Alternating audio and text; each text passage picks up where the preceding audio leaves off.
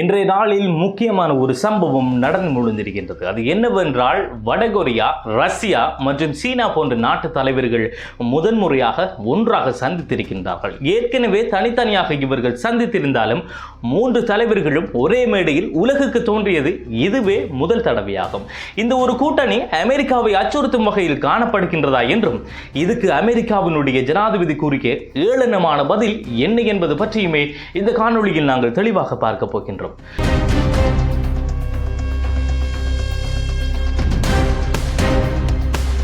இரண்டாம் உலகப் போரில் சீனா ஜப்பானிடம் வெற்றி பெற்று ஜப்பான் சரணடைந்த சம்பவத்தை நினைவு கூறும் வகையில் சீனாவில் நடாத்தப்பட்ட 80வது நினைவுகூரல் விழாவில் கலந்து கொண்டதற்கு பிறகு இந்த 3 தலைவர்களும் ஒன்றாக சந்தித்திருக்கின்றார்கள்.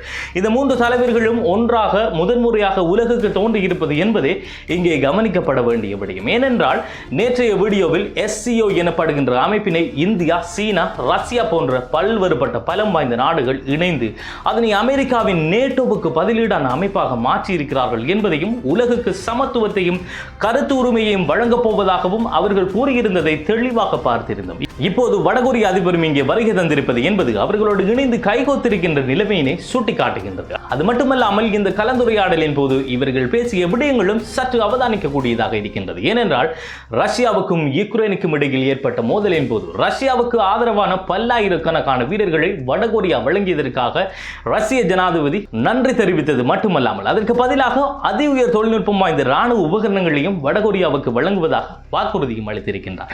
ரஷ்யாவுக்கும் யுக்ரைனுக்கும் இடையில் ஏற்பட்ட மோதலின் போது ரஷ்ய எல்லையினை பாதுகாப்பதற்காக வடகொரிய ஜனாதிபதி 15,000க்கும் மேற்பட்ட ராணுவ வீரர்களையும் குண்டுவீச்சு ஆயுதங்கள் மற்றும் ஏவுகணைகளையும் தாராளமாக வழங்கியிருந்தார்.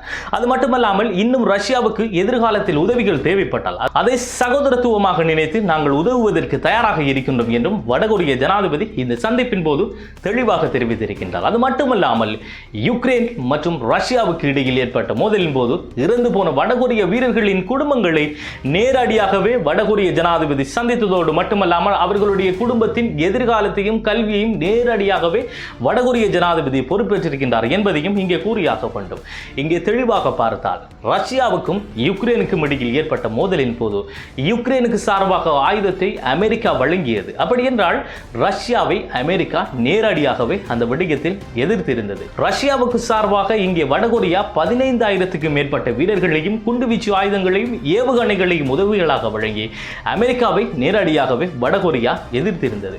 இப்போது இந்தியா, சீனா, ரஷ்யா போன்ற கூட்டணியில் வடகொரியாவும் இணைந்திருப்பது என்பது அமெரிக்காவுக்கு பல்வேறுபட்ட முறையில் அச்சுறுத்தல் விடுக்கக்கூடியதாக இருக்குமா என்பதை பொறுத்திருந்துதான் பார்க்க வேண்டும். இருந்த போதிலும் இந்த ஒரு கூட்டணி தொடர்பாக ஊடகவியலாளர்கள் அமெரிக்க அதிபரை கேட்டபோது, எங்களுக்கு எதிரான அல்லது எங்களை அச்சுறுத்தும் வகையில் ஏதாவது செயற்பாடுகளை செய்வதற்காக வடகொரியாவும் ரஷ்யாவும் இணைந்திருக்குமாக இருந்தால் அவர்களுக்கு எங்களுடைய மனமார்ந்த வாழ்த்துக்கள் என்று ஒரு நக்கலான பதிலை கொடுத்திருக்கின்றார் டொனால்ட் ட்ரம்ப்.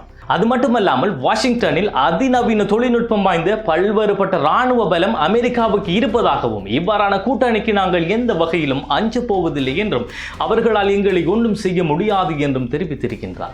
சீனா உருவாக்கி இருக்கின்ற SCO அமைப்பினை பற்றி கேட்கப்பட்ட போது அதற்கும் அவர் ஒரு ஏளனமான பதிலியை கூறியிருக்கின்றார். என்னவென்றால், சீனாவுக்கு நாங்கள் எவ்வளவு உதவி செய்திருக்கின்றோம் என்றும், எங்களுக்கு சீனா தேவைப்படுவதை விட அவர்களுக்கு தான் நாங்கள் தேவைப்படுகின்றோம் என்பதால் அவர்கள் அதனை கொஞ்சம் யோசித்து பார்ப்பார்கள் என்று நினைத்திருக்கின்றது என்று ஏளனமாக கூறியிருக்கின்றார். இவருடைய கருத்து எவ்வாறாக இருந்த போதிலும், உலகத்தின் பார்வையில் இந்த கூட்டணி என்பது அமெரிக்காவை மட்டுமல்லாமல் மேற்கத்திய நாடுகள் அனைத்திற்கும் எதிரான ஒரு எதிர்ப்பு குரலாக இருக்கும் என்பது எந்தவித ஒரு சந்தேகமும் இல்லை என்பதை கூறிக்கொண்டு இந்த காணொளியில் இருந்து விடைபெறுவது அப்துல் லத்தீப் ஹசன் நெஸ்ஃபி.